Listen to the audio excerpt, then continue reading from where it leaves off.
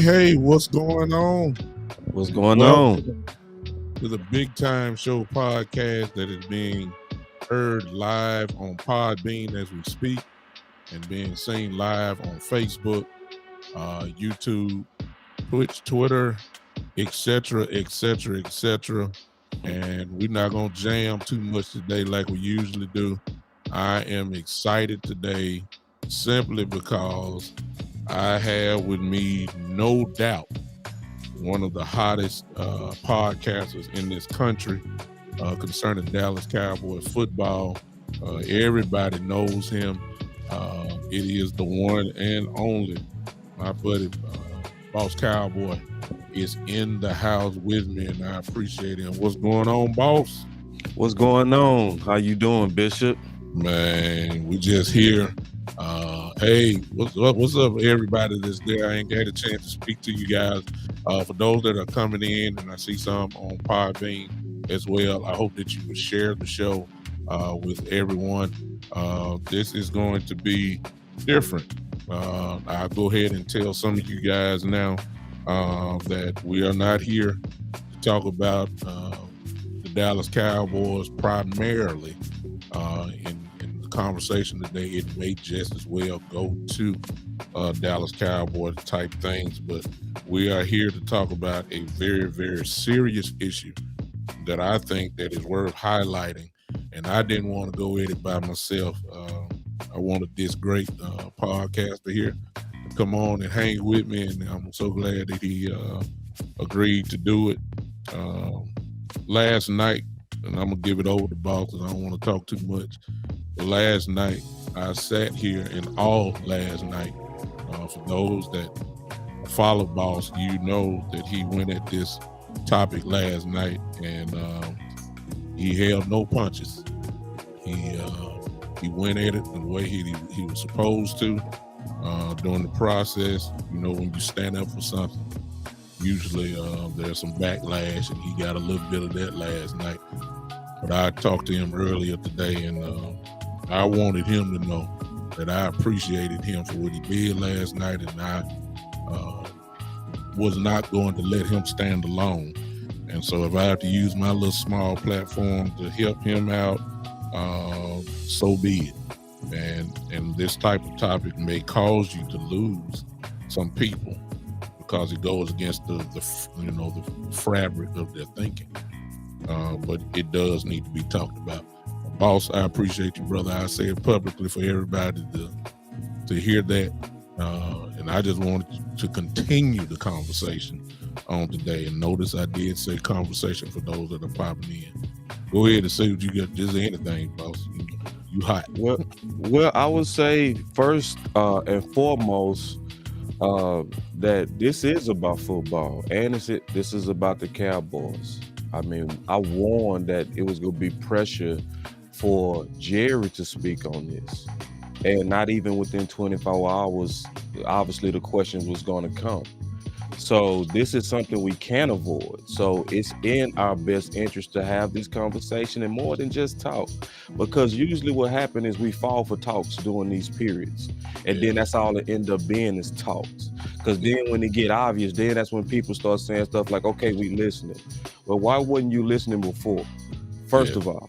But then second of all, forget all that we listening. What are the solutions? And we go talk about some solutions, because that's what I want to definitely talk about after we talk about potentially the problems. But to me, this is definitely, absolutely a football issue, and it's a Dallas Cowboy issue. Like, just real quick, I got the quote up right here. Give me 1 second. Go ahead, boss. Give me 1 second. You know how it is. We you know. I already know. I call this the Millennial Falcon. See, people don't know how this go, right? No. When we pulling up stuff real time and we go talk about this stuff without thought, this is a true freestyle. But Cowboy Jerry Jones responds to Brian Flores' lawsuit, acknowledges NFL can do better. This came out 3 hours ago. You know what I'm saying? So he's already, I told people this was going to happen. So yeah, this is a football matter.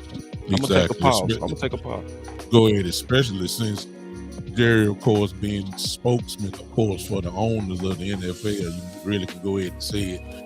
You knew he was going to say something because you knew that the media would pressure him into saying something. So Jerry don't bow down from a moment. No. Whether it's right or wrong. And he went there to put his foot in the sand to say what he said. And therefore it becomes, now since he has spoken, it does become a Dallas Cowboy issue. For those that do not know, we didn't address it earlier, but of course we're talking about Coach Brian Flores' situation, which everybody should know by now, is the talk of the sports world, in which he filed a class action lawsuit against the NFL and 3 other teams, stating about really unfair hiring practices and concerning African-American coaches who are trying simply to get a job. Bottom line, that's what it's all about, and that's what we want to pick up on. And I was gonna go at this a little bit later, but the boss fired me up so much last night. I said I just gotta go on, crank it up. Right. You I was stole feeling my that. thunder. I was feeling that. Like, it was, because see, it's moments in history to where it should, I ain't gonna say should, but it does to some of us. It puts, like, this is our moment type of deal. This is like, because to also empathize with the people of the lighter hue, my white brothers. There are some of them that just have no idea. They just don't even know. See, people forget that a majority of this country is white. So there are literal pockets of this country where they very rarely even bump into us. So what they're hearing about this is mostly hearsay. They don't have a personal experience to know that this is what we go through. You know what I mean? So to some, they really do sincerely think that the worst of these times have gone. And it's like, yes, the worst of it is, but there's a funky residue that remains. Yeah, and it's real funky. And the truth of the matter is it's getting funkier. Because it's reversing. It's reversing. Usually, the old stigma was that blacks couldn't be the quarterback, accused of being not smart enough. And then when it comes to running a team, as far as general managership, for a long period of time, we couldn't even get that. And there's been a few that popped up since then. Of course, it has changed slightly, but there's still, labels that come along with it's never free. You're the black quarterback, but you have to be an athlete. You can't read coverage. You can't, you got to be a pocket quarterback. You can't be, all this type of stuff. It's still there. It's just dressed up in different languages.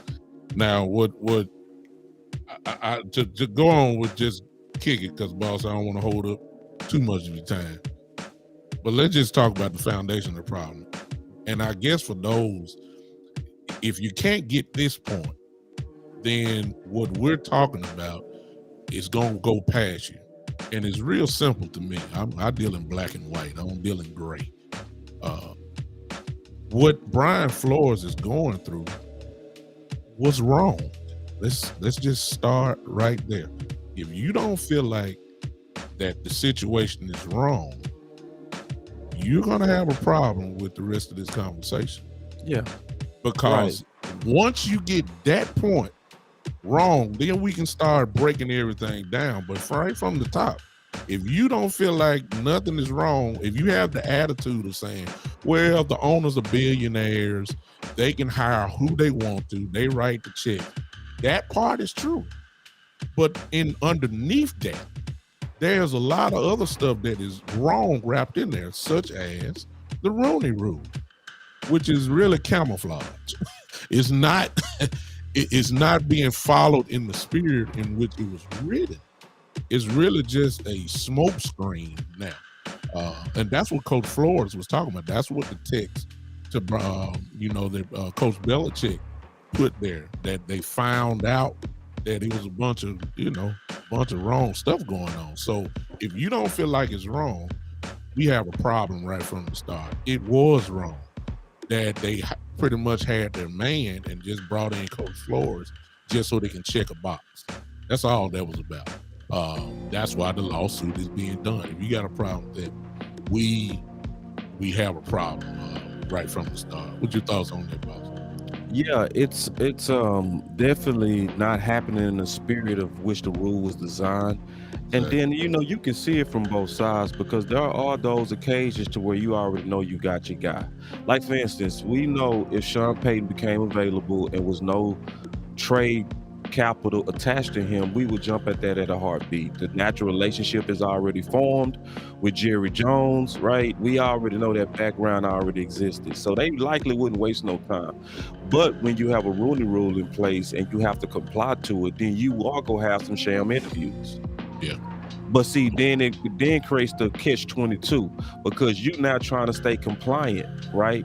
When you already sincerely had your guy, now you got to go waste somebody's time because of this compliance, right? Exactly. So, and now when you're wasting this person's time, that person is using their time towards a sham interview, when really they could be using their time towards a person that really want to date them sincerely.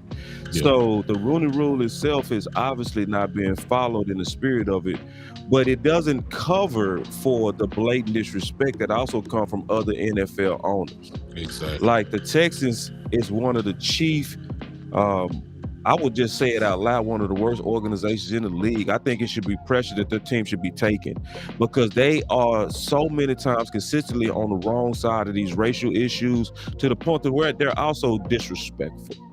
So it's a thing to not agree, because sometimes people not going to agree. We already talked about there's pockets of this country to where people never even bump into each other. So that type of environment go create different points of views. I get that. But then there's blatant disrespect. So the Texans have too many times moved into blatant disrespect in the public amongst major racial issues. Yeah. So, yeah. Can I just say one more thing real quick? Go ahead. Because it was to just add to your point that you were saying. Because you pulling out what I talked about yesterday, which I had at 0.5. Where the worst bias changes the rules. Yeah. See, and that's the thing that happens. That's when you're dealing with people that really want to protect an advantage versus try to fight for fairness and humanity, right? Yeah. So, because there's a motive in this as well. There's some people that know all the way well that when they are fighting against the interests of fairness for all people, that they're also fighting for their own interests and advantages that they have. So that's why I don't fall for some of these hunky-doky stories to where we have to over-explain the obvious, that it's wrong to be having sham interviews. Yeah. We ain't got to over-explain the obvious. They already know. So, and I'm just frankly tired of giving people and having to talk to people like they're elementary, where it's obvious if the shoe was on the other foot, you will get it quickly. And that's why I talked about just real quick, I'm almost finished. just that's why I talked about the Confederate flag, like how people literally had a nerve to say in the public that flag is about just Southern heritage, as if we was waving around an ISIS flag in this country, you would immediately understand that that don't make sense, and you wouldn't feel safe, would you? Even though if they just changed it to, hey man, this is our representation of Islam. This is just means we love. Oh, you wouldn't care. You wouldn't care, and you would get it immediately. But then you act all stupid, and we say, hey, that flag represented murder to us. That flag, and it happened to us, and it's happening to us. Oh, I gotta explain that. No, I ain't gotta explain that. So let's stop all the games. So all the people that's playing the games, white people, black people, Asian people, Hispanic people, everybody that's on the side of good need to call out the people that's on the side of bad. Yeah, and to that note, there's always been a problem when people speak truth to power or a system that has been in place for God knows how long. And so what happens is, and Boss, as he talked about last night, as you just heard about the example or the analogy of the Confederate flag. Yeah. I was waiting on what Boss to come with it, but I wish he would have had me on, because I had it right there, where not the owner, or the leader of that particular time had put in the bylaws what the flag actually meant. And if you know anything about that, it was against black people. So that cannot be denied. That came out of the owner's mouth. And so there should really be no problem or situation where people, really understand that. But what happens is, when you have people to speak truth to power, as Coach Flores did, if you want to go back in history, it's Black History Month, if you want to go back to Dr. King, if you want to go back to Malcolm, these people automatically become vilified. Automatically, because they're speaking truth to power. Boss last night spoke truth to power last night. We're going to keep talking about it now. Number one, you can't be scared. That's the first thing. I know Boss well enough to know he's not scared of anybody know me. You already know what time it is with me. So what you got is, what you have right here is two people who just gonna go and just tell it like it is. And what it's going to do, no question about it, whether this is seen by replay or whatever, or a week from now or 2 weeks from now, you're gonna have some people who used to follow you who will not follow you now. Hey, Tullian on Podbean, thanks for popping in. You're gonna have people that are going to have a problem with what we're saying, because it's really not nothing derogatory. It's a discussion. People want us to stay in the status quo, and that affects all issues whenever you speak truth to power on it. Now, since Boss just said that, I talked to Boss a little earlier today. Here it is. The lawsuit has been filed. Coach Flores has made a press tour. Most of you have seen interviews of all this. The owners now are speaking. Stephen Ross, the owner of the Dolphins, is speaking. You just heard Jerry Jones a few hours ago. He had something to say. The Giants guys are talking and all that. Here's the question. Now, since all that's been done, where do we go from here? Because, see, that's the issue. When we start talking about this, see, we got to do more than just march. See what I'm saying? Which is what black people, per se, this is Black history. There comes an issue, we march about it, we get awareness for it, and then it just drifts into the sunset. That's the way it is. We sing "We Shall Overcome," we sing "Kumbaya," we do all that kind of stuff, and then it just fades into the sunset. This issue here needs to continue. The conversation needs to continue. And check it out. Here's I already got a problem with it already. I already do, and I'm gonna get to this in a second. Trust me, I'm gonna get a little loose here in a second. I can feel it. Thank you, Joe from Italy, man. Appreciate you popping in. Here's my problem. This is me, Boss. Now, if you don't agree, you know how me and you talk. Just say you don't agree. Yeah. We just flowing. All day. It's a class action lawsuit, which means there's an opportunity for others to join into the fight. I only seen one person step up and say something. I don't know if his name is on the lawsuit, but I heard what he said because he took Cody, and I'm talking about Hugh Jackson, who has made his little small press tour, who's the head coach of Grambling now, a HBCU school. And I believe that, but his situations happened years ago. Here's my question. Why didn't you say something back then? You know what I'm saying? I understand it. You know, I get the point where we are now. And I believe that he's highly protected because he knows that Grambling is not going to fire him or nothing like that. And he's protected by that. I mean, we're talking about a former NFL coach who now decides to come to a SWAC school just like Dion did. And I think Hugh is kind of secure in the fact that Graham was there. So he feels kind of smooth now to talk. But I don't know no other name that has jumped on. So again, there's other areas. And I can't say, you know, if you're scared or you feel like you're not going to be able to coach anymore, I get it. Because you want your family done. But this situation here requires no cowards. And that's what I'm saying. This situation here requires no cowards, and I believe that there is strength in numbers. That's what I'm saying. I believe that there's strength in numbers. It's just like Boss jumped out there last night. I've said in my mind then, he will not be alone. I'm coming. Right there. I called Boss myself and really was just to talk about it. Just to congratulate him, be honest with him. What I feel is one of his greatest shows last night. That's what I feel. And that's really all I called him for. But I said I was coming. And then Boss said, hey, I need you on mine. He just simply said, when you want to do it? I said, well, I'm going on today. Here we are. I'm not going to let him stand alone on that. So there's strength in numbers on like that. I want to know who going to step with the man because it looks good for him to fight.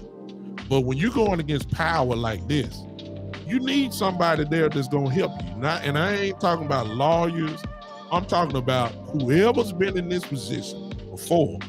If you've been in there, somebody need to step up and say, okay, this is the same thing that happened to me.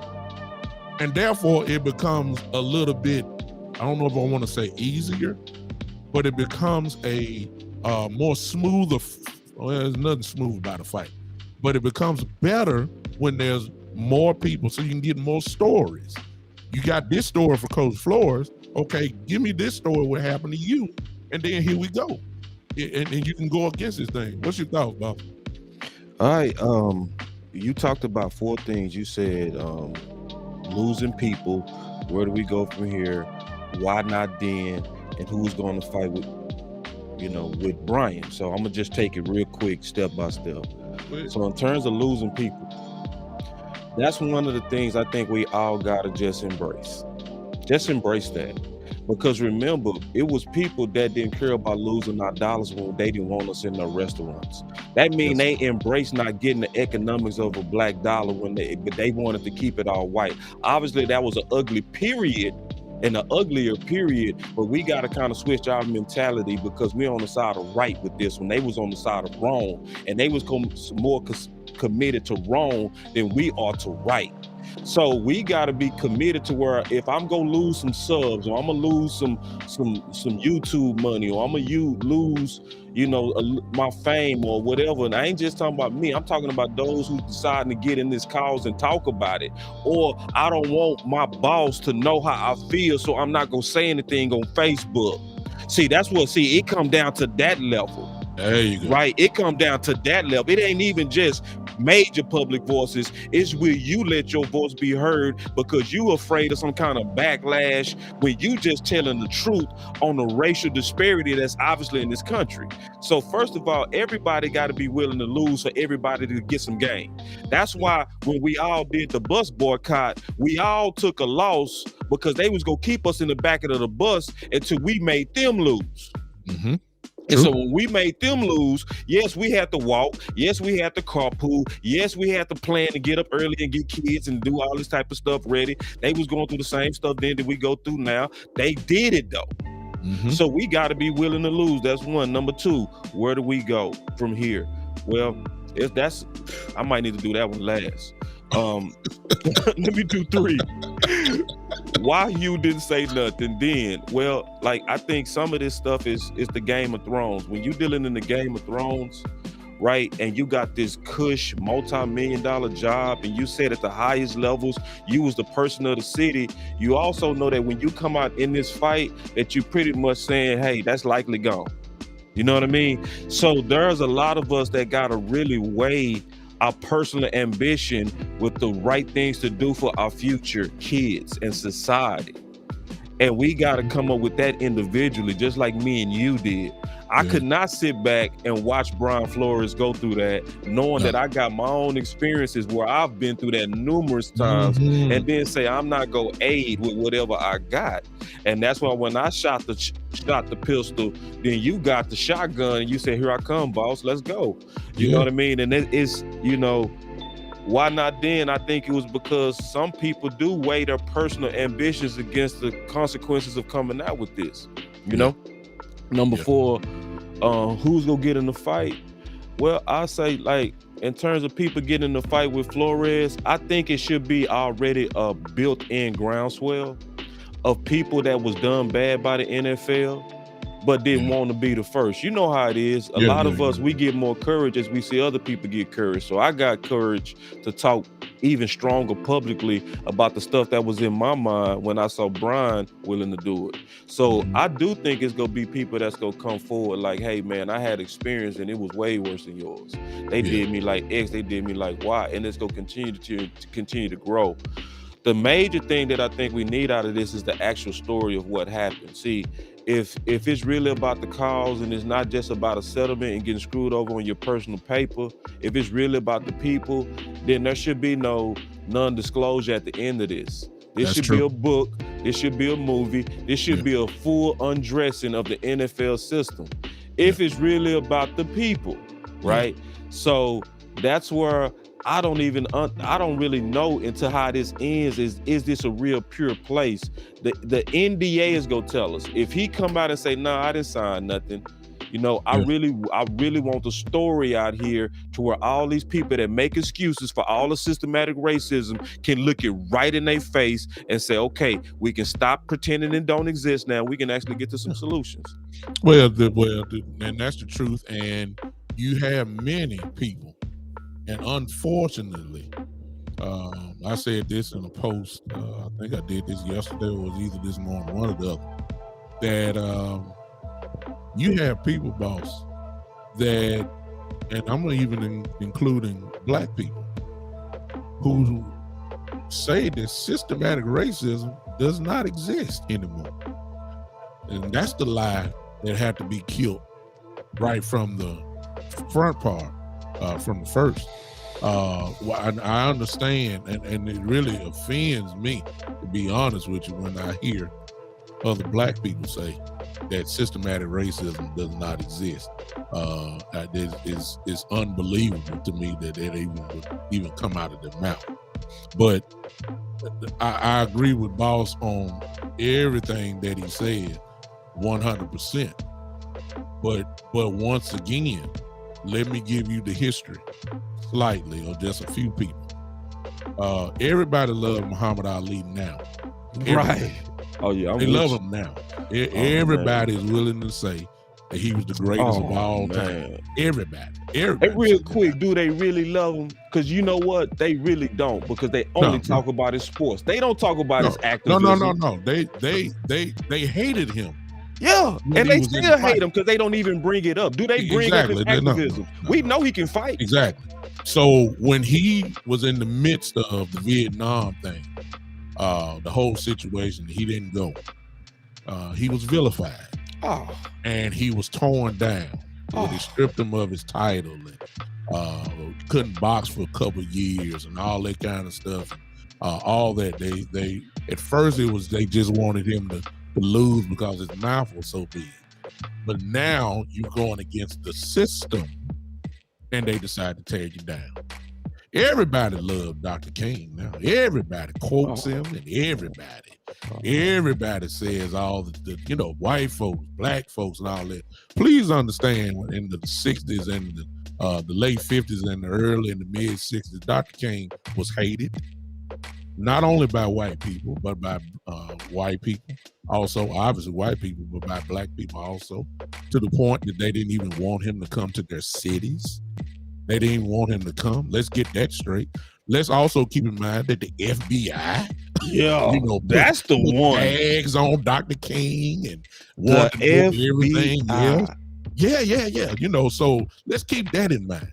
When we talk about Malcolm X, well, his association with Islam by itself was against everything, because the whole movement at that time was going against the system. Like, I dare you to come over here and try that stuff y'all doing with Dr. King. If you put a club upside our head, we're gonna put something on you. That's what Malcolm was. It wasn't about no nonviolence here. We're gonna put something on you. He was vilified. FBI on him. All of them had the same almost result, with the exception of Muhammad Ali. They died.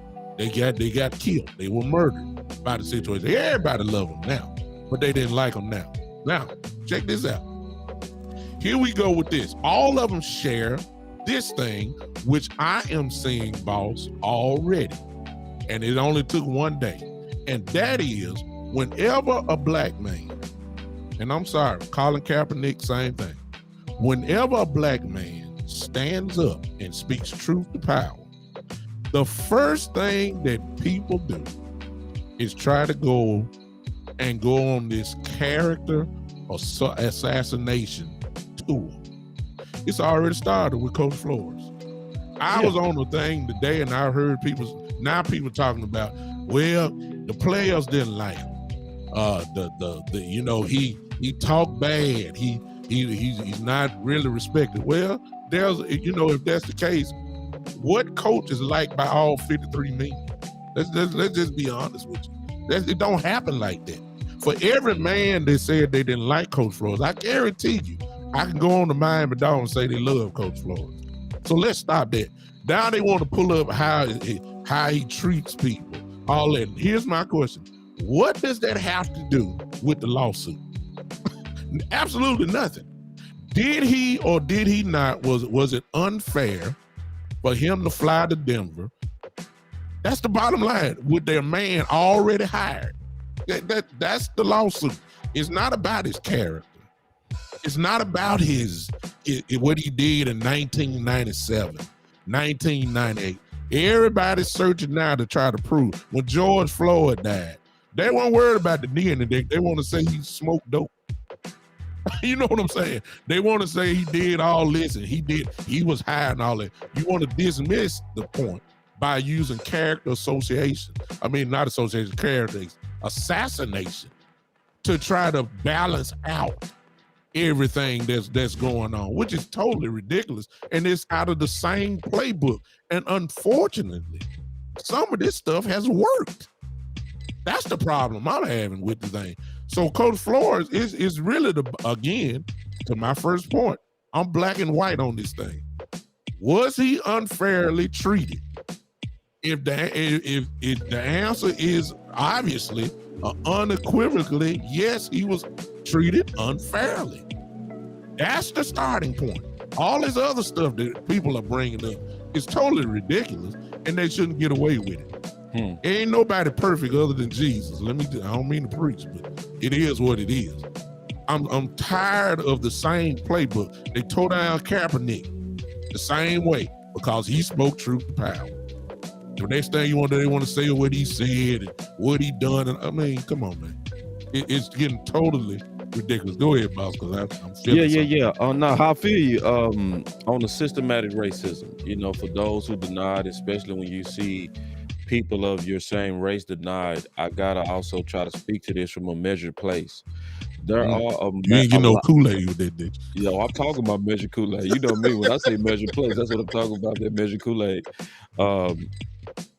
But there are pockets of this country where they don't ever bump into us. Yeah. So when you feed a narrative to those people and you building up their self-esteem by saying, hey man, it's just them. They don't work hard as you. They system dependent. It's you great. It's not them, right? So but you don't actually see what we going through. Well, you go likely cater to the flattery, right? Because that's basically flattering your race of people, right?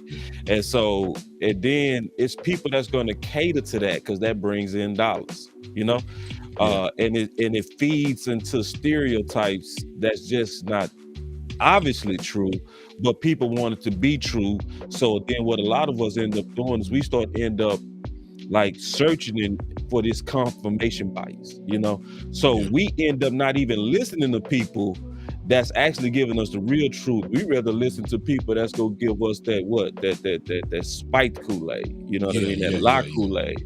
And so we in an era to where now people need to humble themselves to where they're actually putting themselves in a place to hear truth.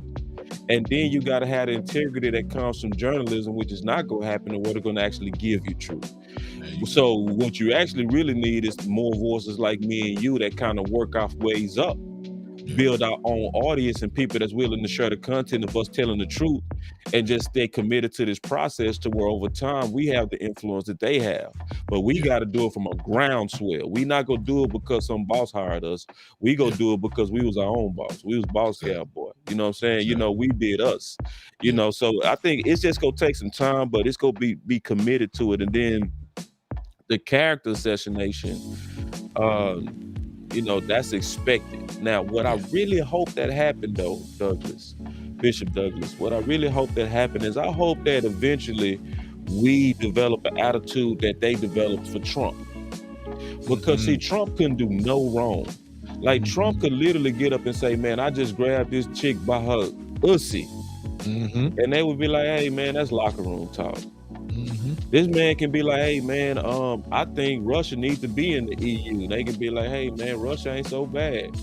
So it's like for when you moving, like I talked about point 5, when you change the rules for what you want, then we got to change the rules for what we want. So if we can't be the type of people that when they pull up something on Brian Flores and they show him with an extra woman, that we just become hypocritical all of a sudden and we just ignore the real truth of what he's talking about, and then we get caught up in the gossip of him with this little Instagram thing. You know what I'm saying? Or whatever that could be out there.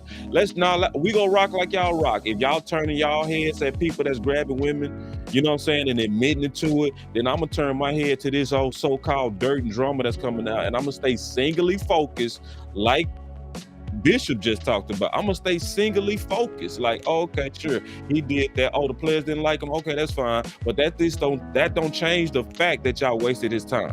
That don't change the fact that y'all using him for a quota versus really trying to interview him to see if he's an appropriate candidate.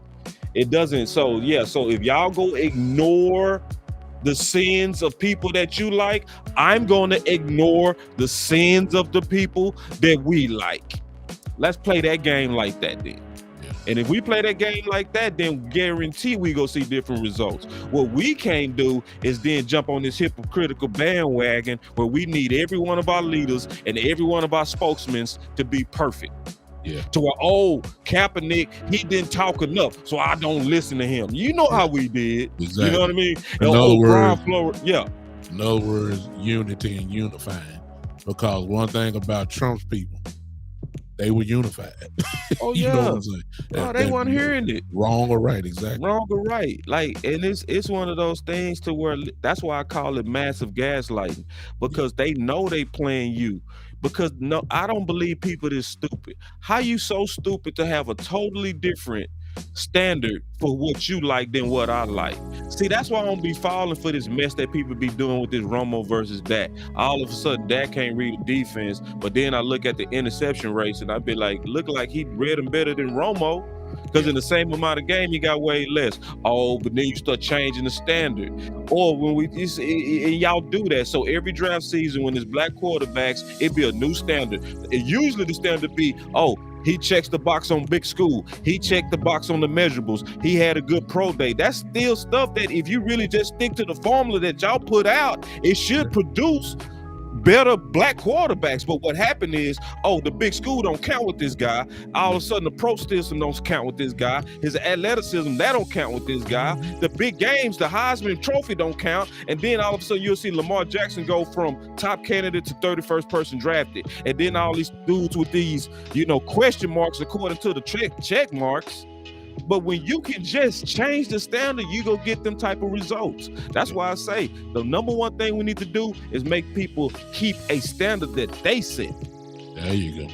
And the bottom line is, to go back what you were saying, the reason why, because people love to move the goalposts concerning us.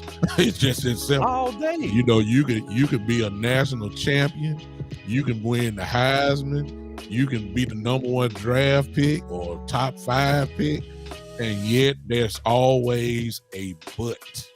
Yeah, and the illogical but. Let's say, can we add not just a but, a lie, right? Yeah, stuff like, okay, Dak did have all, because I say this I say this all the time. I say Dak, because people like to say, well, Dak was a 4th rounder, as if his skill set show felt 4th round talent.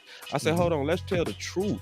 We talking about a guy that was a Heisman candidate. We talking about a guy who led his team to number 1 in the country with no other draft choices with him. We talking about a guy who played in the biggest division in the biggest games and had his best games against the hardest teams like Alabama consistently, and was the Senior Bowl MVP, and had a master's degree. So you got all of them check. And then say, but he had a DWI. Yeah. Oh, okay. So if that's the case, then everybody that has a DWI should just drop 3 rounds. Let's go see that happen with Baker Mayfield. No. And worse, they had Baker Mayfield drunk and on camera running from the police. Didn't drop him at all. Number 1 overall guy. Oh, DWI is supposed to drop you. It didn't drop Jones, did it? No. He had 2. Yeah, he had 2, and you didn't even hear anything because Saban's power kind of covered all that stuff up. We didn't hear nothing. But now we know going into the draft, he had 2 DWIs. So that's what I be talking about. The worst bias changes the rules. Yeah. So when it's a confirmation of what you want, then you got this standard. When you finna go against somebody that you don't want, then you go put up this whole new standard. And then they look at you in your face and try to act like that you're not seeing this blatant bias or blatant racism. Because it's either blatant bias or it's blatant racism. Yeah. The problem is both of them are causing racist results. Bottom line, and it cannot be avoided. And ignoring that is what the crime is. Shane, I saw you comment, and let me just say this. I see what you're saying about having Coach Tomlin, wanting to do that. But again, I'm simple.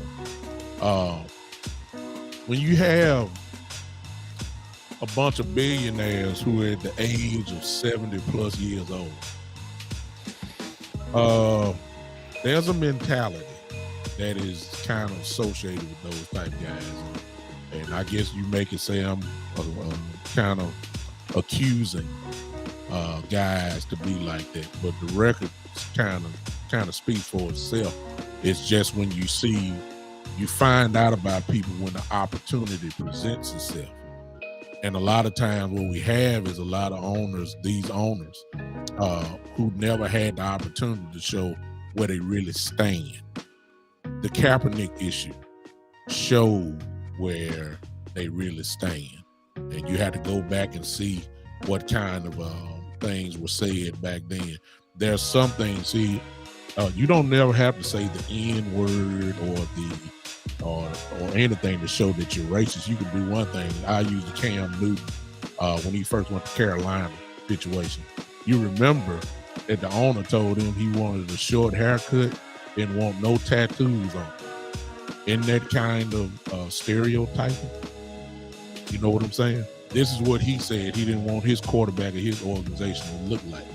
Now, he didn't use the N-word. He didn't use all that kind of stuff, but it came out a little bit later that he was racist. You see what I'm saying? You see what I'm saying? But at first, it was hidden, and a little small little clue was given then. That's why he had to sell the team. Donald Sterling, Los Angeles Clippers owner. My God, how many black people paid for him? But it took a girl saying, of the love of Magic Johnson, and that opportunity, even though he didn't know he was being recorded, it showed exactly where he really stood. The flag, when Kaepernick showed a lot of where people really stood. You heard Jerry say, you heard him saying, I love the Cowboys, but come on now. I want toes on the line. Never is played. You don't get no choice. You don't do all that kind of stuff. This is what Jerry said. This is what Jerry did, and threatened the job. Like, if you don't get on your toes on the line, you will not be a member of the Dallas Cowboys. That's what he said. You know, they'll forget what y'all feel. Forget what I understand. Forget all the flair. Yeah, I know he died, but forget it. You're not gonna mess up my bottom line with this money. I'm not gonna have all these sponsors coming up and all that kind of stuff. So it is I understand that Coach Tomlin would be there, but I am, and Boss may feel different. You may even feel different.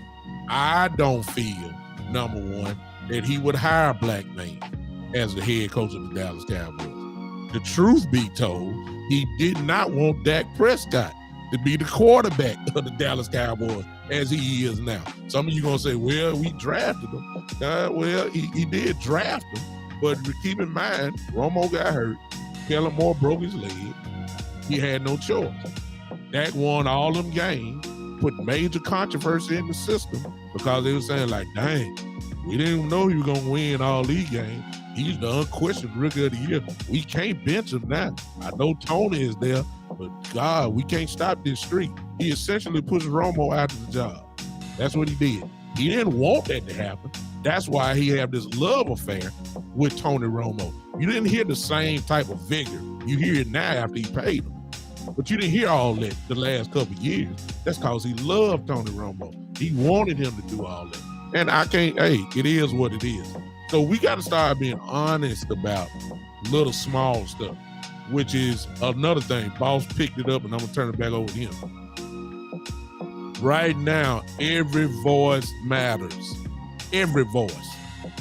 I don't care about the delivery. I saw some comments in here about Dez and what he had to say. Ladies and gentlemen, let me tell you this. If it's the truth, it's the truth. Nobody ain't got to be a scholar that, you know, me and Boss are talking very sensibly. You guys understand it. If you saw Dez thing on Twitter, you saw Dez with profanity and all that kind of stuff. Excuse the profanity. Was it true? Is it true? The truth come packaged in a lot of different ways. Forget how y'all want it. We ain't gonna, every voice matters right now.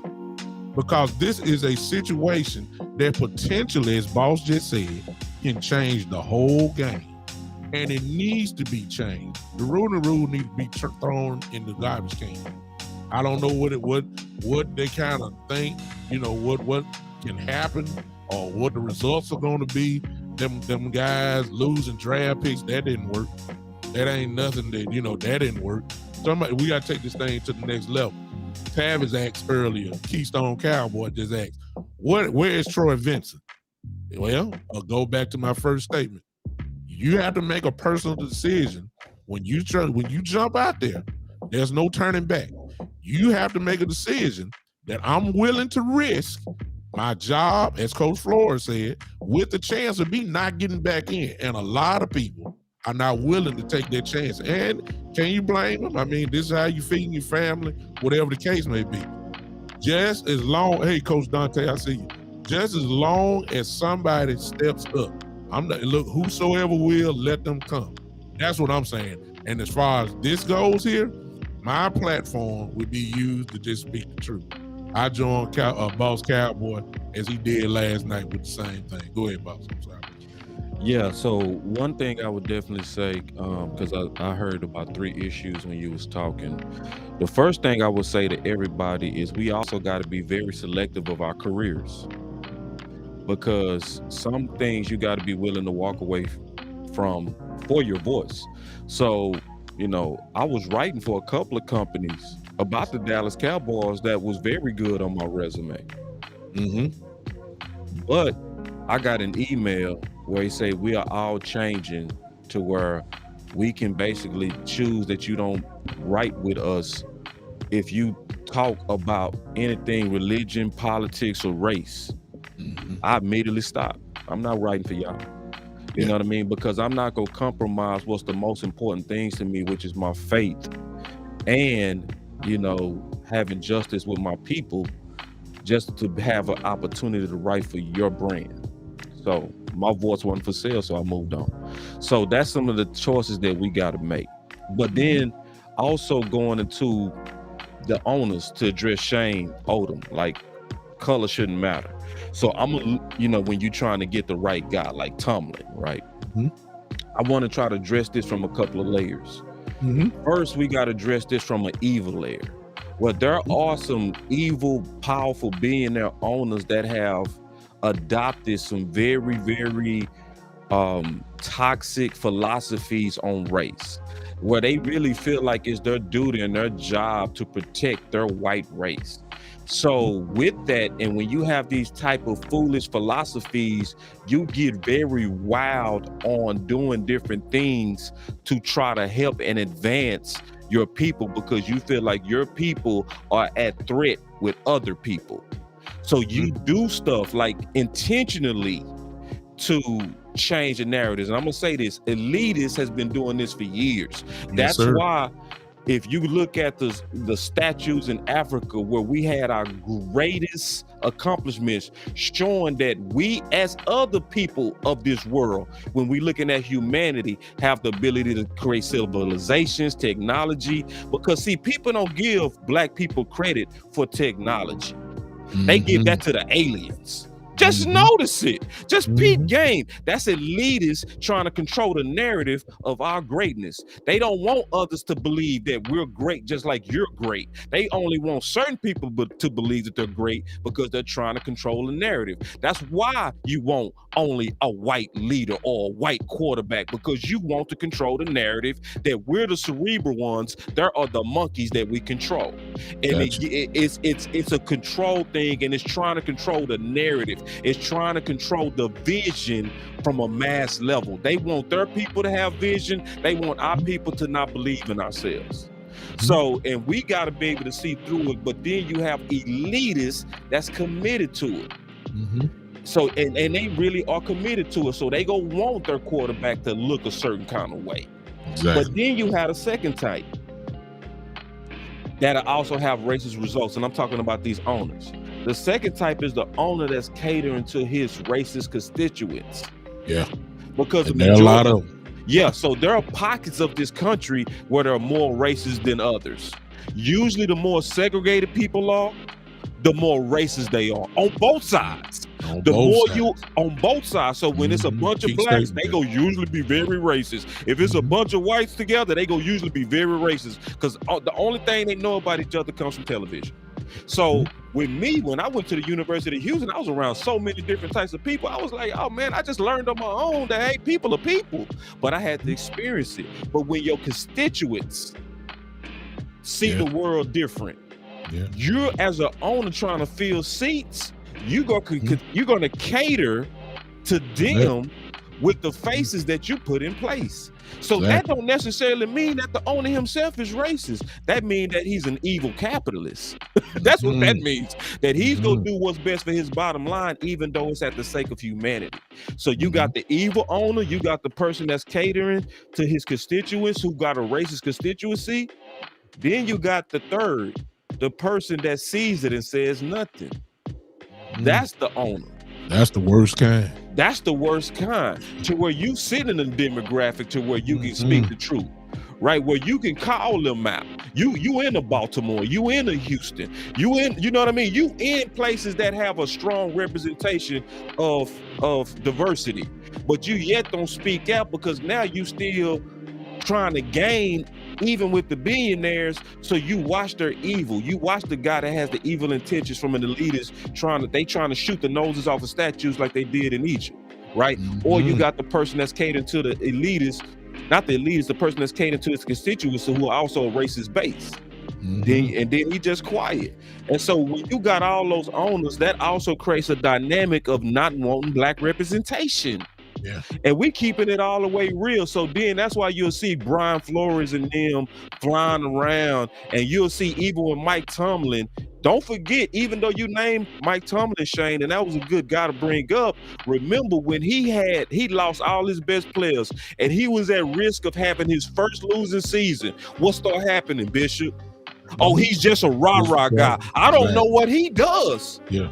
You change the goalpost. You changed the goalpost. Now, having all these winning seasons meant nothing. It was about how he carries himself. I don't really know. He's a rah-rah guy. So you won all those games, all those years on rah-rah. You see how they do us? Oh, yeah. See, that's the same thing as saying he can't read a defense. See, when you go to a winning coach or you go to a winning quarterback like Dak and you minimize them to the most dumb levels, those are more racist tactics to control the narrative. Exactly. So yeah, I wish it was as easy as just hire a black guy, because then you'll hire a black guy and then you'll have less tickets.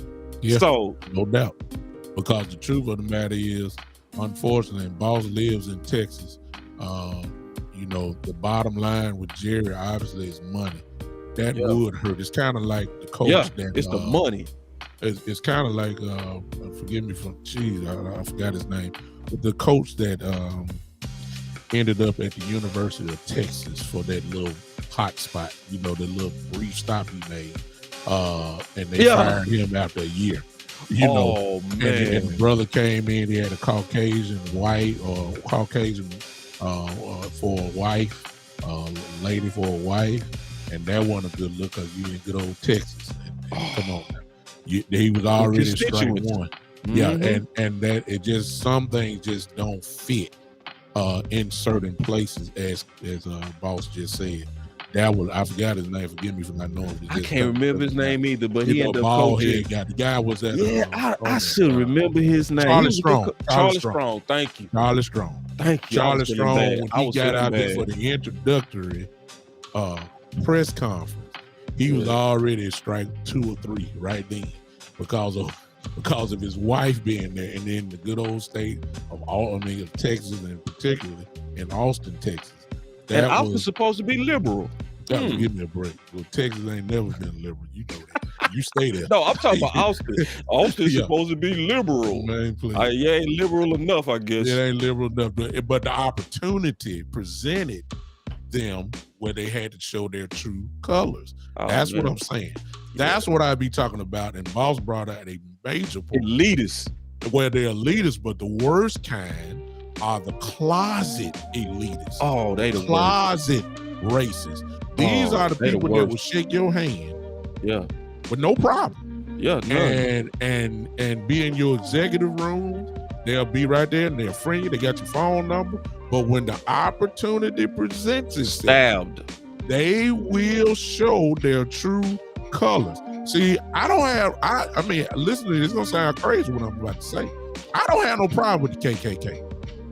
I know where they stand. I know where you come from. I know exactly where you stand. I stay know. Over there. I stay over there. Yeah. I don't have no problem with the skinheads. Yeah. I got a problem with the people that I was taking classes with. That I'm in class with now. I got a problem with the people who I work with.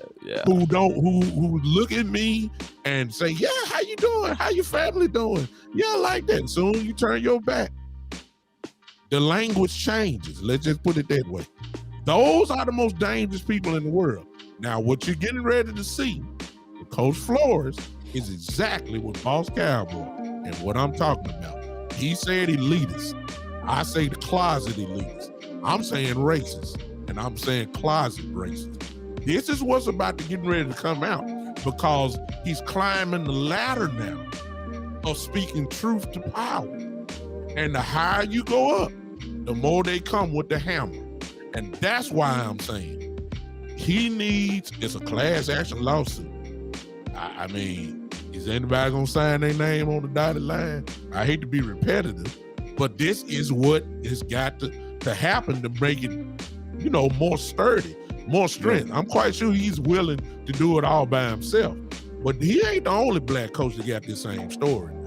It's too many of them in there. Yeah, it's coaching now. It's men of them got that story. It's just that are they willing to lose? That's what it's gonna come down to. Do you want to give up the cushy? Because the people that hold power, that want to keep that certain narrative, they go fight you. Yeah. But because what we really need, we need people that's good. You know what I mean, Bishop? Yeah. We don't need people that's still trying to get more.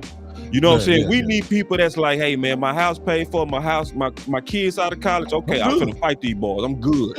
We need people that's good.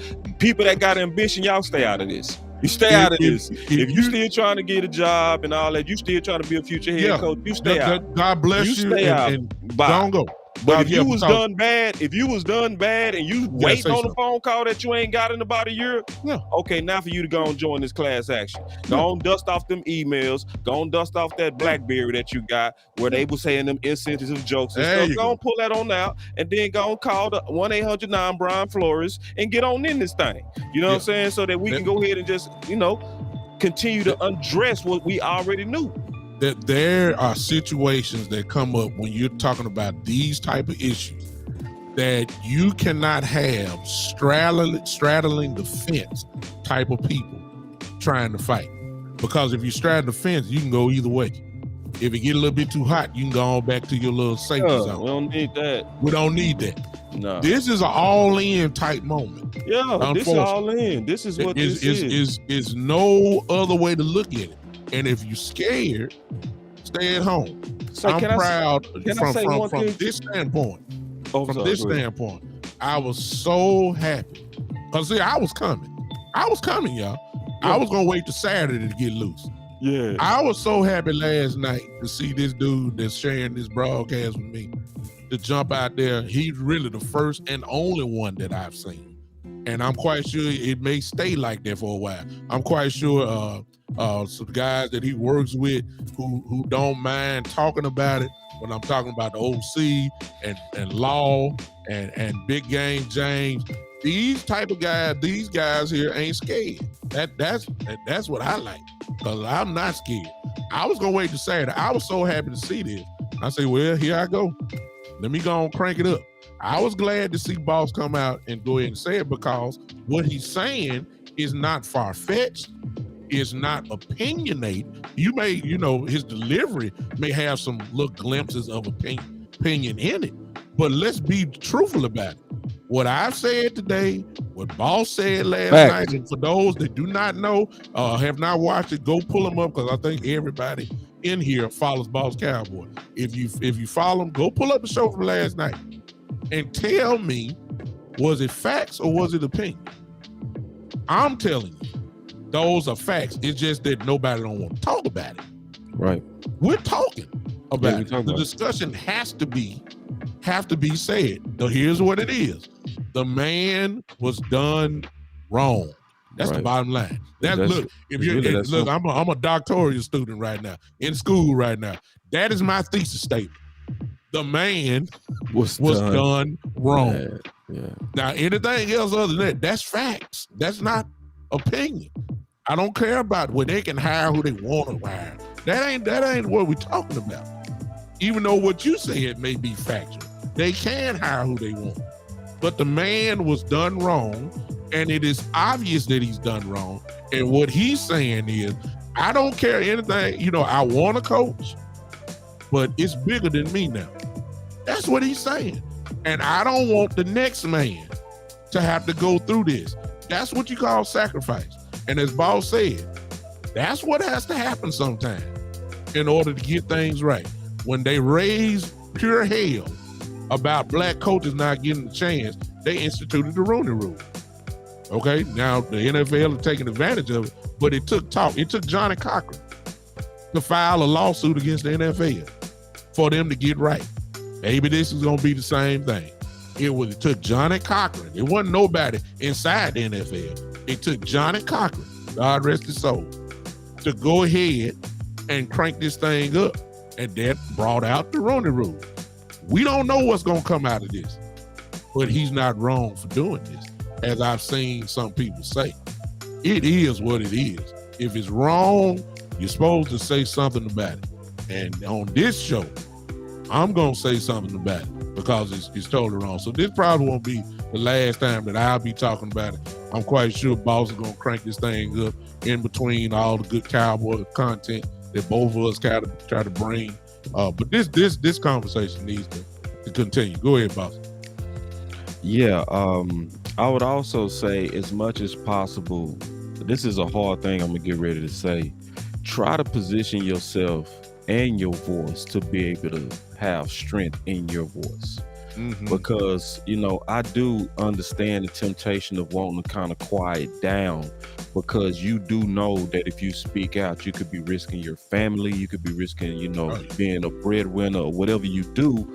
So start pursuing, and I'm just being all the way honest, start pursuing a method that's going to allow you to be able to speak truth to power. You know, so it's one of those things. Bishop and I, we built ourselves and are building ourselves to be able to continue to have an independent voice. You know, that's the whole thing about Boss Cowboys. Boss Cowboys is his own boss. So I don't have to go to a producer. I don't gotta go ask permission to talk about this subject, man. I just basically make a thumbnail, put my thoughts together on the notes, put it in presentation form, and hit stream. So Bishop and I talked today, and it was like, hey man, this is dear to my heart. He ain't have to ask nobody. He ain't have to ask nobody. Bishop was like, this is on my heart, man. And then you done stirred it up even more. So let's rock. And I was like, let's go. You know what I'm saying? Let's rock. And so, I mean, listen, man, there's people starting their podcasts and stuff every day. People starting streams every day, man. Or people getting active in their communities, or people walking away from jobs where they know they in an environment to where you really can't speak truth. Yeah. So it's like, position yourself, like, and we need to all position ourselves to continue to be able to make the difference. You know, because some of what we doing got to be personal ambition, but a part of what we doing got to be for what's going to come behind us. Or we didn't run our leg. We was the third leg and we dropped the stick. We trying to bring it home to the fourth leg, which is second generation, and the other kids, so that they can have what Martin Luther King actually envisioned, a dream, a real dream that we actually close to, but we got to be just as determined. But think about it from this standpoint. We ain't got to spill blood for what we want. We ain't gotta have a cross burning in our front yard with no consequences. It ain't gonna be no Emmett Tills. Well, it's gonna be an all-white jury in this age. So really what we afraid to lose is ambition stuff. We ain't got no real cost. It ain't gonna be no blood. It's prestige. It's your fame. It's bull crap. It's stuff that you should be willing to lose for your kids. You know what I mean? Because we ain't got no real cost like the people that paid the cost before us. You know what I'm saying? So I'm going to just say it like this. You being a real coward if you say nothing. There you go. go. What we say. You are a real coward, because this is the age where it should be megaphones. And I'm going to say this, and I promise you I'm done.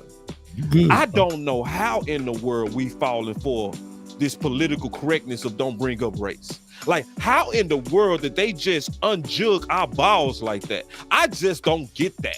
Like, how can somebody literally look at the state of where we are in this country and literally tell you that, hey, it bothers me when you have this conversation? Well, would it bother you if you had a tire flat? Would you not talk about it? No. You will immediately get on the phone and you'll start talking about, hey, Mr. Tow Truck, I got a flat. You will be talking. Why? Because it's a problem. But we see a problem in this country, but we not gonna talk about it, and we can't talk about it? No, you're not jugging my nuts. You not no. You're not, and you're not doing that to Bishop. We gonna speak about this. We gonna talk about this, and you ain't gonna never make us be quiet about this, because this is for my sons. It's bigger than us. It's bigger than us. It's bigger than us. And if you want to go biblical sense, and if you talk to Boss got a little preacher in him too. But since I am one, I'll go ahead and tell you, God uses one man to change the whole thing. That's biblical. That's today, and he's using one man, and Coach Flores. But my little voice is right here in Memphis, Tennessee. Boss voice is in Texas now. We're standing side by. He don't know us. He don't know our name. He don't know our faces. But if there was a picture, we're standing right with him. Right there with you, dog. We know exactly what you're saying. If you're wrong, they did you wrong, and we gonna stand up and say something about it. Now, let the chips fall where they may. That's why I was saying before, if you're not ready to stand, don't, God bless you. We're not going to punish you or nothing like that. Just go on, stand on the background and wait till a situation come up where you really can participate. This situation requires no cowards or no coward action. You just cannot do it because there's no middle ground for this stuff. There's no middle ground at all. It's either you're on this side of the fence or you're on the other side of the fence.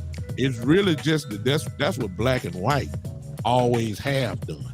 It always have done either or. It's no really middle ground. You can't do that. This is a situation that come up about it, and we got to make sure that we have the right people. Sometimes the right delivery can work. Okay. Yes. But you got to be able to articulate yourself. Everybody can't do the Dez Bryant thing. The reason why Dez got away with it is because he's such a star. And he got 1 million people following him. So they're going to rock with him. But if that was just a regular guy, they would have clicked him off automatically. They would have, because they don't want to hear no talk like that. But you got to be able to articulate yourself, and which leads to this, boss. Now, you may disagree with me on this. We have to sometimes make sure that the right spokesperson is speaking. Everybody can't speak. I'm sorry. Everybody can't speak. One thing I know about Boss, if you listen to him, very articulate brother, very intelligent brother, smart brother, able to communicate the ideas without it sometimes being combative. Y'all understand what I'm saying? Right. That's called discussion. Right. That's called collaborate, having a real. That's how you can keep people sitting down and without getting up and leaving and slam the door. Doing the Baptist thing, like that, and want to fight and all that. Sometimes it take a Boss Cowboy type that can communicate the ideas of what everybody is saying. And he can go hood on you too. I can. But it's the same, and I'm the same way. So sometimes we got to make sure that the right people are speaking, especially when you start talking about truth to power, because that's how they're gonna talk. You got to combat it with that. That's why people couldn't stand Barack so much, or President Obama, because he was able to articulate it so well. They couldn't stand him. But there's no way this guy should be able to talk like this and make it seem and all that. They couldn't stand. They couldn't stand Dr. King. They couldn't stand all that. They just couldn't. You got to sometimes make sure, like right now, we got 2 microphones. We can say however we want to say it here. But when you start going up the ladder, somebody got to have some sense. You know what I'm saying? Somebody got to have some sense. Somebody got to be able to talk this thing out. This is what it's going to require. Coach Flores is an articulate man. If you heard the interviews, just pull it up on YouTube. Get Up. I think he was on Good Morning. He went everywhere, man. Oh my God, he been everywhere. Oh, he drawing his line in the sand. You understand me? He's saying, look, I'm gonna put my narrative out.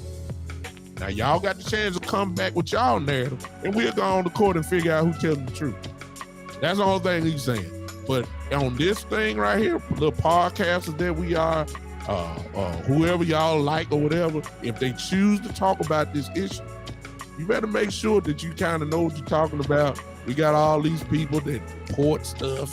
We don't like all that. Look, we putting it out on the line now. Somebody ain't gonna like what we talking about. We putting it on the line. We willing to say, if Facebook comes say, hey, y'all shut down. Look, so be it. We ain't saying nothing wrong. It's just a discussion. You know what it is. Boss is putting himself out on the line, knowing how Facebook is, and saying, hey, and I'm quite sure Boss saying, if I'm shut down for a couple of days, so be it. Yes, I'm saying the same thing. You got to be willing to sacrifice something for the greater good. Got to. And this is a situation. Go ahead, Boss. Yeah, just first of all, I appreciate the kind words that's coming from your chat. Somebody said, Boss, how you do break stuff down as a gift. Gary, I really appreciate that. And then I see a comment from Joe where he said, there's no such thing as colors, just good people and bad people. That was my number one point yesterday. So, when you go watch that video, Joe, I heard you say that you go watch it. Yes, that's the first point. So it just shows you at the level that most of us are on as humans, not whites or blacks, humans, right? So that's first where we are before we then start talking about this layer that's sitting on top of the human, which is the skin. If you don't mind, Bishop, can I quickly go through the steps of solutions? You gotta ask me, man. All right, Bishop. All right, here we go. So this is important to me because I believe that you don't come in complaining without having solutions, right? So these are the solutions. Number one, ignore the social norms to avoid race topics. Don't abide by that. Go the opposite of that. Because you can see Bishop Douglas and we was never offensive. We was never judgmental. We were just accurate and factual. So people that don't want to hear something like that, they have an agenda. So we can't let people with agenda try to dictate when and how we speak. No, sir. Number two, never let anyone call a race concern or a discussion a card game. All right, because that's what's coming. That's the go-to line when we start having these discussions. Is people say, "Oh, they come in and they try to disrupt this talk by saying, "Oh, here you guys go playing the race card." See, when you allow those people to come in and disrupt this discussion, then what you're really doing is you allow somebody that's trying to lobby for their own personal interest to try to disinfluence what we doing, which is a good thing. We call that deflection. Yeah, that's deflection. You can't let people deflect you with, and it'll make you feel guilty. That's why I'm saying don't go for that, right? To where they think, so what they're trying to do is push you back into what's called a political norm, when really, hold on, the things that we supposed to be talking about the most in this country is our politics and our religion. How can you influence people to vote in a certain way if you don't talk about it? How can we actually know where we disagree or agree if we don't talk? So if you think about the social norms, they are coward norms. Don't be a coward. Number three, don't accept we are listening. That's self-explanatory. Because see, we are listening is just a stall tactic. So number four, have answers versus just complaints. I just said that. Number five, keep hope in the power of humanity. So I showed a lot of videos yesterday where I was showing Michael Brown's protesters and I was showing Trayvon Martin protesters, and it was multiple media outlets that was covering it. None of them mentioned the crowd diversity. None of them, because there's a profit motive in trying to keep both sides at each other. Because if blacks think whites trying to kill them and take them over, then we go watch the news to see what's the next event, which means they go sell more ads to the advertisers. So then if you go over to the other side and they saying blacks trying to burn down your city, then you go watch continually because you think we trying to burn down your city. Neither one of them actually stopped and said, hey, this crowd that's protesting here is everybody. Because if they actually said that, then that would take the fear away, because that would give everybody hope in humanity. So hope in humanity. You have to hope in humanity, because humanity has actually shown us over time we do become a more perfect unit. That's what humanity has shown us. Now we can start getting kind of in our better, at least. It's gotten better, is what we're saying. We've gotten better. So there's and I'm gonna say this, which most people you never hear say. There is not one major game in racial progress that did not happen without the blood and effort of white people. That's why you gotta hope in humanity. They died with us in the Civil War. They also got them hoes turned on them doing civil rights. They was called in lovers. They have their houses burned too. But this is the issue. It's way more good white people and black people than it is the loud racists. See, the racists and the diehard racists and the scary racists and the domestic terrorists, they are minority, but they're louder. But they are just they just like lions. They got a big roar, but they don't mean nothing. I'm almost finished. Good, go. And I'm being respectful. You know that. Man, go. You already know. All right. Go, man. I appreciate that. So he said, support causes that fight to end bias and racism. So support those causes. So you see that Boss Cowboy and Bishop was willing to stand out, right? And we ain't doing this to stand out. We standing out because of the cause. We out here saying, yeah, we talk about Dallas Cowboy content, but there's a bigger need right now. There's a bigger need right now. There's an issue that we've been dividing on for a very long time. We've been divided on this for no, I ain't tripping. You know, I rock them buttons. I know how to rock them buttons. Let's go. You know what I'm saying? But we've been divided for a very long time.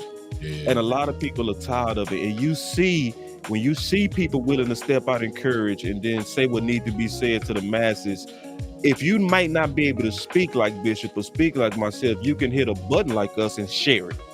You can share the content. You can put a personal note on what this did to you. You can say, hey, this to these particular groups, hey, these guys really said some stuff that y'all need to listen to, and push it out there.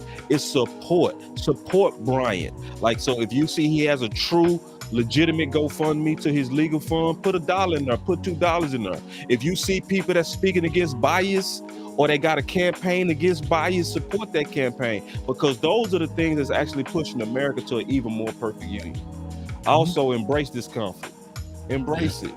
Like we talked about a lot of times, it's gonna be some people that's not gonna like us. It's gonna be some people that unsubbed. I embraced it. I actually like it. I'm like, bro, I don't want to tap dance to you anyway, bro. I don't want to get a bunch of comments in my thread of, I didn't come here for that. I'm not here for that. It annoys me when I see you. So actually, I embraced it. I'm very cool with the discomfort of talking about this. I'm very comfortable with the discomfort, to be honest. Keep up with political issues and vote. And I would also add to that, listen to both sides. Don't be the person that's just stuck in a vacuum of whatever your political leaning preference is. It's always healthy to listen, just to at least listen to the other side.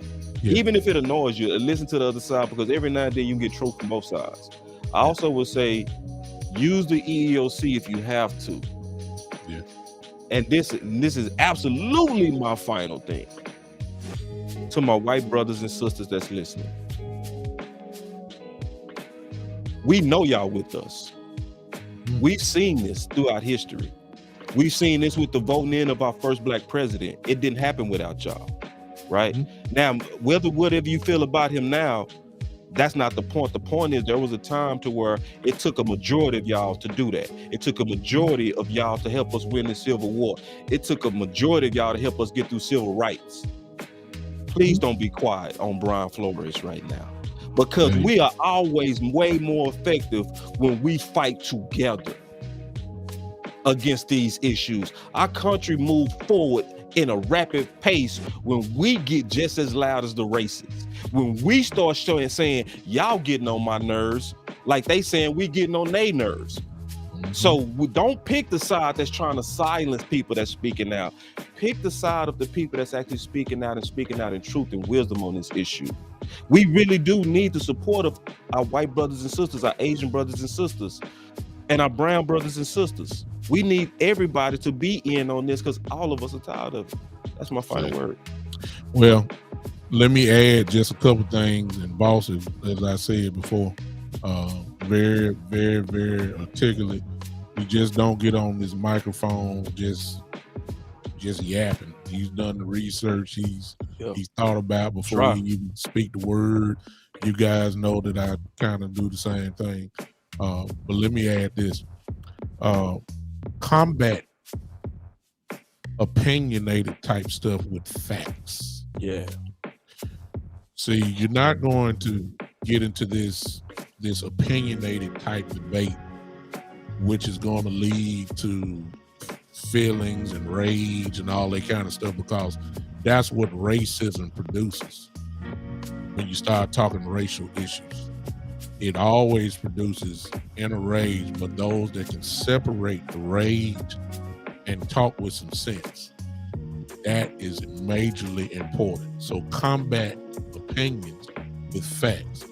Go to the bottom line of things. You ain't got to get into no Twitter debates and Facebook long posts, being up all night, fighting with folks who want the last word and you want the last word. Man, forget all that stuff. Hit the facts on that. Boss brought out something earlier about, I believe that was one of his number 4. What was that number 4? I think it was number 4. 5. Yeah, they changed that. Yeah, they basically bias changes the rules. There you go. Listen, stop in this situation here. We got to have some sense when we talk about this stuff. We don't need to be combative. Right. Not right now. It's just like now. I think Boss had a couple things last night, a couple people who jumped on there and all that. I love the way he just stays smooth, because everybody not gonna like the content what he was talking about. I haven't gotten it here on mine. I'm kind of shocked actually, but I was willing to, I wasn't gonna, stay on point. I had trained myself right then to say if I see somebody coming, I'm not even gonna pay attention to it. I'm just gonna go ahead and just keep talking, going there, because that's deflection. Don't be easily deflected. Yeah, if you gotta block them, and watch this. I said I'm not gonna block them. I'm not gonna block them because they need to hear it. Okay. I'm glad they popped in. Maybe your words or one sentence may make the light bulb go across the top of the head like, wow, maybe I need to reinvestigate this thing. Because check this out. Here's the truth of the matter. There have been some people that have across the world over time that have been 100% flat out racist and then have learned the error of their ways, and now they're not. Because one element that cannot be debated, God can change anybody's heart. It can happen. And we have to keep that in mind. So I was prepared not to block nobody. I was just gonna let them fly. Just go ahead. And if you get too ignorant, then we'll think about it. But I wanted everybody to have the chance to do that. And we're about to close out. But I couldn't have thought of a better person, especially. Oh yeah. Shane just said, well, just wait till you start talking about the Commanders. Wow, what a nickname! Talking about Washington. Man, me and Boss would probably stay here another 2 hours talking about that man. But we ain't gonna do that. It's totally ridiculous. But anyway, the Commanders. I could have thought of a better person who you see it, Boss. I could have thought of a better person who jumped on out there last night. And I couldn't let him just do it by himself. I had to call him and told him, I said, hey man, I can't let you do this by yourself. No way. And here we come. And I was glad that he came on with me. There's strength in numbers, y'all. That's what Boss was saying just a few minutes ago. There's strength in numbers. There's power in unity. There's power in unity. And that cannot be denied. So what we're having now is people who are lining up with Coach Flores in whatever fashion. Look, you can help. You can help. You don't know who's watching. I don't know who watches my stuff. I got people all across the world that watch this stuff on Podbean. I don't know who listens. I don't know when I put it out. I don't know who sees it before. I got an inbox from Quincy Carter the other day say, man, keep telling the truth. And I'm like, dang. Yeah. I know you weren't on live with me, but it evidently stopped and watched it. Yeah. So you just never know. You never know. Watch. You really don't. Your voice does matter. So this is what I'm saying to you. Look, if you don't, I'm not telling you how to regulate your Facebook, your Twitters, or whatever. But if you feel strong about this situation, go put out your post. Man, we need every voice. We need every voice. That's how it works. We can't let this man. Yeah. If you feel this way now, we can't let this man fight alone. He needs some ground floor type people that is fighting from the back end. He going to the, he don't tell him where this thing gonna end up as far as in court, but he needs the groundswell of people that believe in what he's saying, both white and black, to simply say this man was done wrong. Bottom line, and you can elaborate from that point, but don't be combative, and always have your facts together in this situation, because that's what's gonna kill opinionated type stuff, deflections, etc., etc. You got to know what you're saying, and you got to know how to say it, and just go ahead and go, hey, Saturday Night Smoke, man, you got to go back, man, and listen to this on Podbean, and check it out. I got one of the best in the game, without a doubt. I'm privileged, actually. I feel pretty good. I got the best, one of the best bloggers in this country to come on to the show, and I appreciate him so much for just staying with me this amount of time, and just talking real stuff. We gonna get back to the Cowboys, y'all. It's coming. Yeah, we'll do that. Boss probably be ready. This is the Cowboys. This is the Cowboys. I'm gonna stop saying it. Thank you for the correction. I'm gonna stop saying it. This is in our lap. Jerry addressed it this morning. Yeah. We ain't got no choice. And I'm quite sure it won't be the last. No, it's gonna be ongoing, on and on. And so Steve, as new people get added to the case, that might go get in their face. This is a Cowboy issue.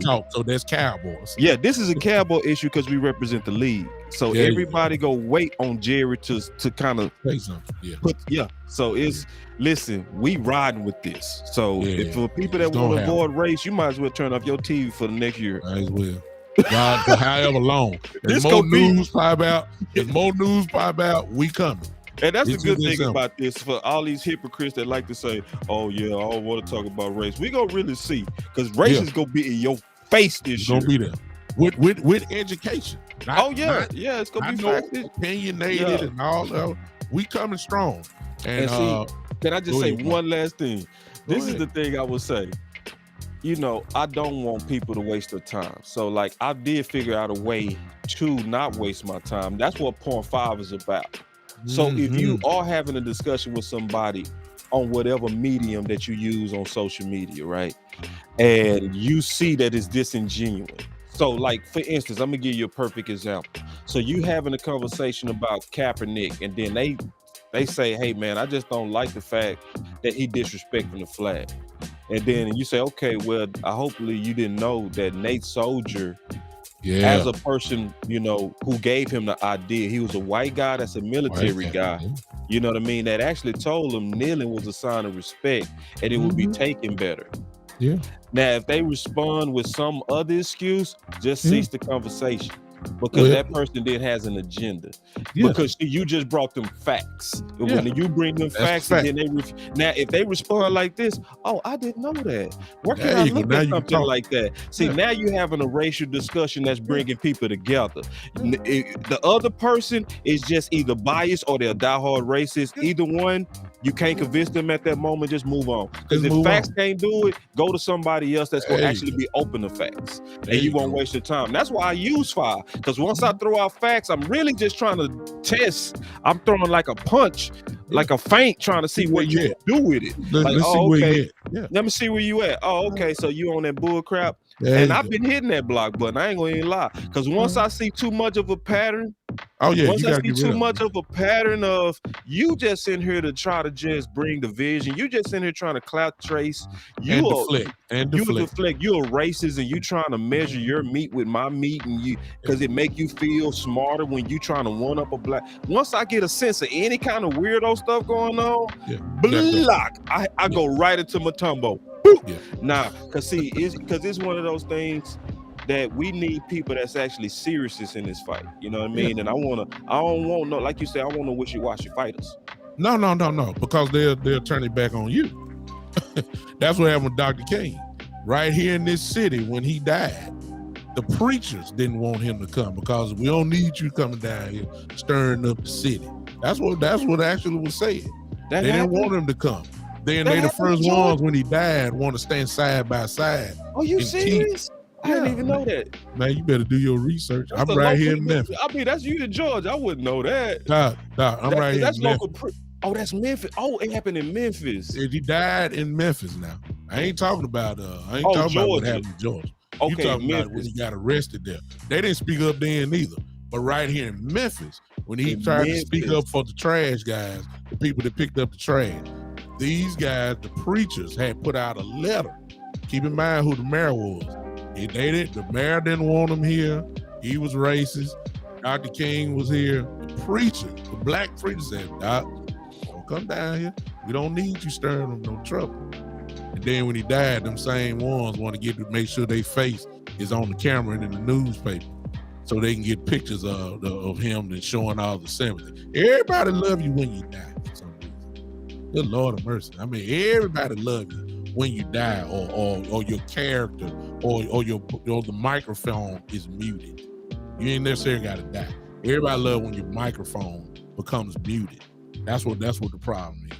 But this microphone here that you see me on now, and that microphone over there, that man over there having Boss Cowboy, I promise you, with this situation going on, we may be the only two, but we gonna do it. And if I got to get him to come here on this show, and I'm quite sure that once his schedules permit, he'll come, and we'll talk about this stuff some more.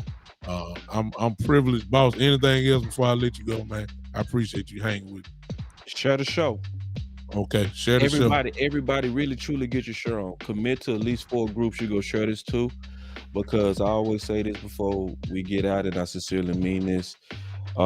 You always want to share this content if you're really trying to make your voice matter.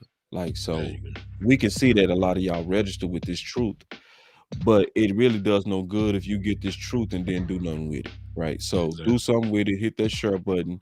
And I would also add, in those 4 groups that you might add this to, put a small personal comment of your sincere thoughts of it, your sincere thoughts about it. Like, even if you don't disagree, I get that all the time. I know you do, Bishop. Where you think you hit all your points on, and then people will come in and be like, I agree with everything but X, or I agree with it. That's cool too, but just share it, you know. And it's one of those things, especially this one, especially if this touched your heart, you know what I mean? If this really pulled at your desire to see a better humanity, or if it made you think, think differently.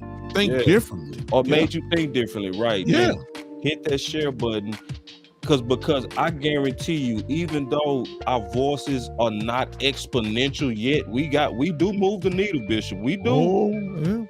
We move the needle, but our voices are not growing a little bit. Yeah, I know, and that's what I'm saying. We move the needle. Definitely is. Yeah, and we both started from small beginnings. Yeah, but it's one of those things that I would say. When you push this stuff out to these different groups and stuff, you never know who's sending them groups. You never know the time of this information. And I'm gonna say this last, and this is the realest. I'm almost certain you haven't heard this level of discussion on this level between any two people, white or black. You know what I mean? Without becoming judgmental or without the judgmental, without the offense. And then I never rock with Bishop, but notice also the class in which we watch. I wasn't cutting him off, he wasn't cutting me off. You know what I mean? We was more so polite to each other the whole time, so you could hear the whole stream. It was no ego involved. It did because this is the spirit of our faith. We look at each other as greater than each other, which allows us to treat each other that way. And so it reflects through this stream. So I really enjoyed this stream. I'm gonna share this to all the groups myself, but I want to see y'all shares in as well. I appreciate it.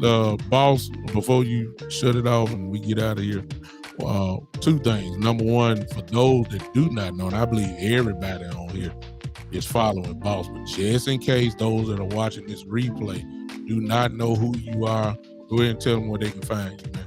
Boss Cowboy Sports, especially on YouTube. That's where I'm getting my biggest growth, but Facebook is also majorly growing as well. So all my numbers are extremely up. And that's honestly to God, Bishop, because the people sharing. They sharing. So keep sharing. I'm seeing y'all in there. My boy Joe Citrino said he shared.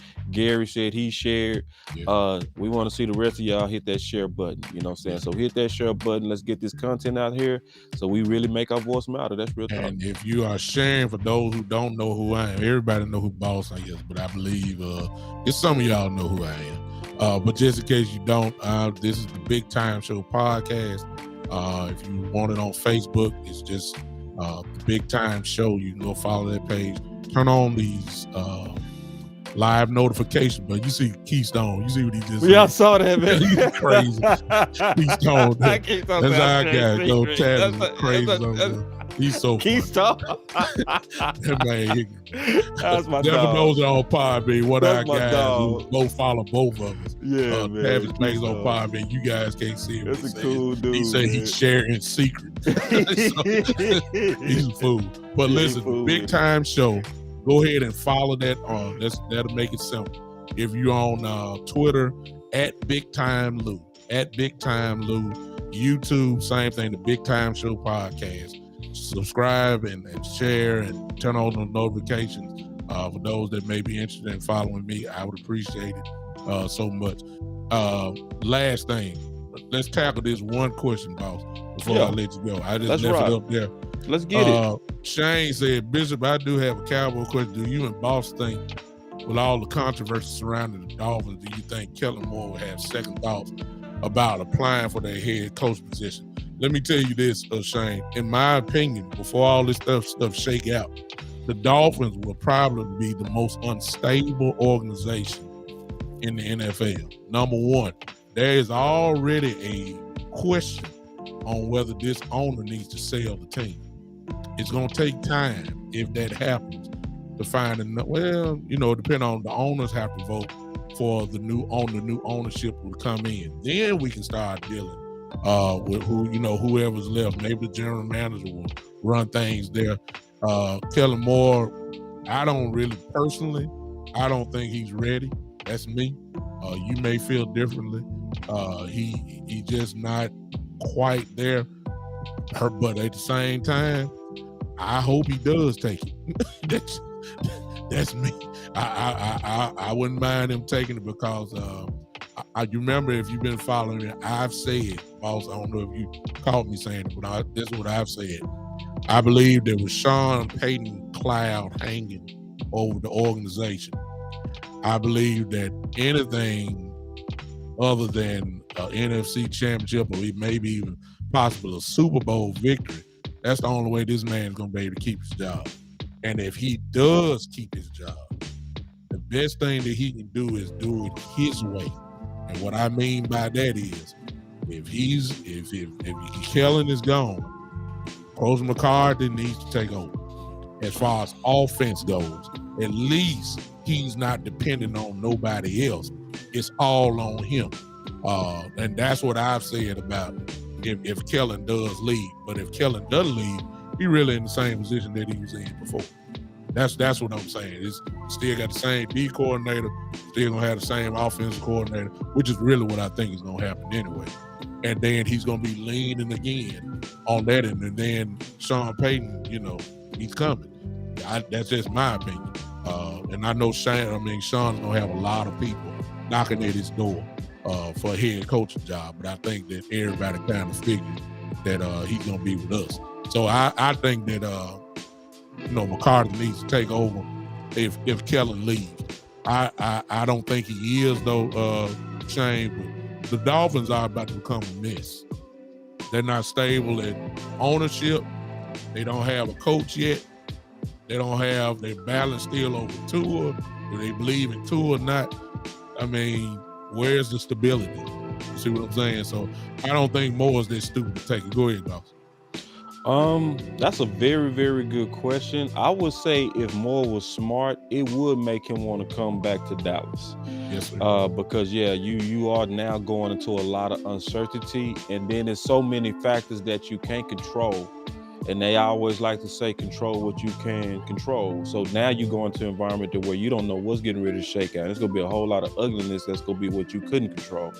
And then, we so fickle that, you'll come in there pretty much a hot hand. But then if that dysfunction now weighs on your team, the morale on your team, and the performance of your team, that could fall on you as the head guy, and you might not ever get that chance again. So you might want to kind of stay with a hot Dallas with a hot offense, to kind of be able to, boost your numbers and your resume all over again, kind of reboot it. I would say it like this: it's almost like a junior that was coming into his junior year, just like highly praised, but had a couple of bad games. They might have hurt his stock or might have got injured. What they do, they come back to their senior year, they try to improve their stock. That's similar to what I could see Kellen Moore wanting to do if he really trying to calculate his next moves. Now, going into what Bishop was saying in terms of ways in which to improve Kellen Moore, because I've turned the corner on trying to get rid of Kellen Moore to try to improve Kellen Moore.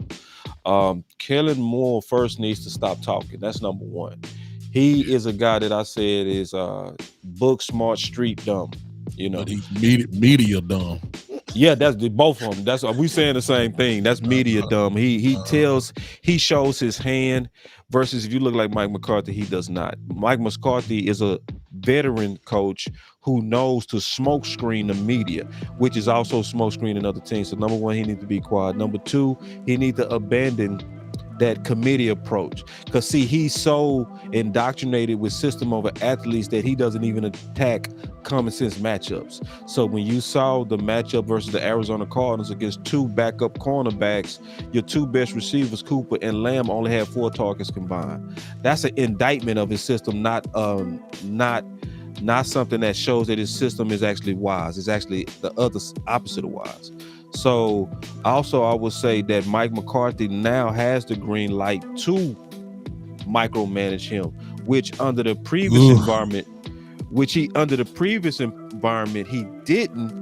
Well, he did, but it wouldn't have been smart for him to do it, because if he would have tied himself into Kellen Moore with the intricacies of the play calling, then this bad rap would have been on both of them, and he would have likely got his head cut off. So for political reasons, he just went in there and was like, listen, man, you go do this. You install it, you call it. Meaning if you install all the plays, you go also be the play caller. But going into this year, the political will, the approval from the top gives him full approval to be able to come in and say, hey, big dog, that boy Pollard has only got 2 touches in his first half. I mean, I ain't trying to tell you what to do, but you need to increase his touches, big dog. Yeah. See, he can at least control the tempo and the type and where the ball is going now. So that alone might improve us greatly. Yeah. But still, I got a totally bad vibe, because it's just too much disorder.